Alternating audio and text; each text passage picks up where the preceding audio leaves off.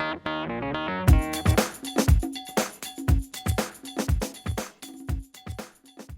there guys, it's Joel here from Aussie Chart Trends. Today's market update is for Thursday the 22nd of November 2012. In today's update we're going to check out the smp500 and then we're going to take a look at the asx200. But before we do that, I'm just going to remind everyone that aussiecharttrends.com.au and this video are for educational purposes only. Nothing stated at the site or in this video is intended to be used as any form of investment advice. I'm not a licensed professional. You need to make your own decisions regarding your investments. I'm just here to help anyone searching for a practical direction in today's markets. So firstly, we're just going to take a look at the S&P 500 on the hourly chart, going back to roughly around the 30th of May. And as you can see, the S&P 500, we had this head and shoulders topping formation. With our break to the downside, we didn't quite get to our target. The past 4 or 5 head and shoulders tops that we've had, we've actually exceeded that minimum expected target. So this pattern failed by about 2 or 3 points. Wasn't very much, but as you can see, these patterns are fairly accurate when they do break down. But you can see that the market has clearly reversed.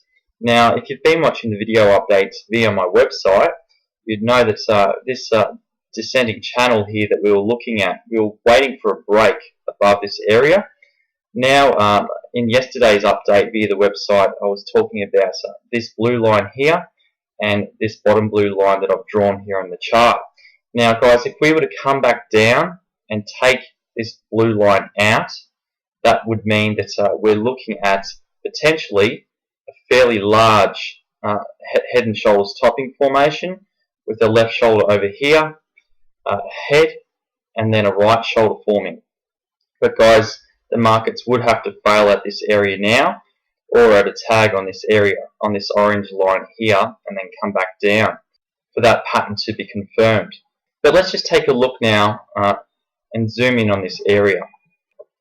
In yesterday's update, I was discussing that because we did get up to this area, I was saying if we could resist off a bit and then tag on this area again and get over this blue line, well then we could be looking then at a little inverted head and shoulders reversal pattern with our left shoulder here, our head down here, our right shoulder up here, and we've got a little handle pattern.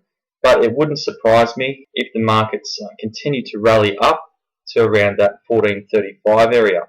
Now the measurement to this pattern, interestingly enough, if I measure the depth and we add this onto where the market broke out, you can see that that meets a resistance area at 1435.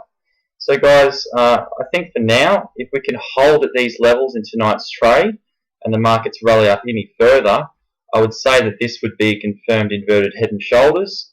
Even though the right shoulder is fairly weak looking, I would say that we would still get to that target of around 1435 as an expected target.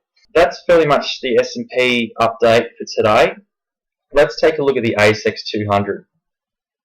Looking here on the hourly chart of the asx200, also this week we've been watching this market come down between this yellow line here and this yellow line here.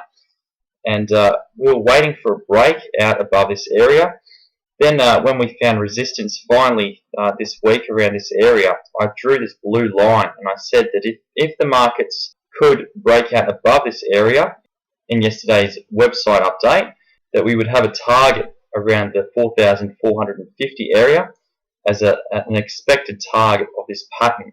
For now, we're really right at this overhead resistance line drawn from over our head. And I would say that we'd probably most likely get over this area and reach that target.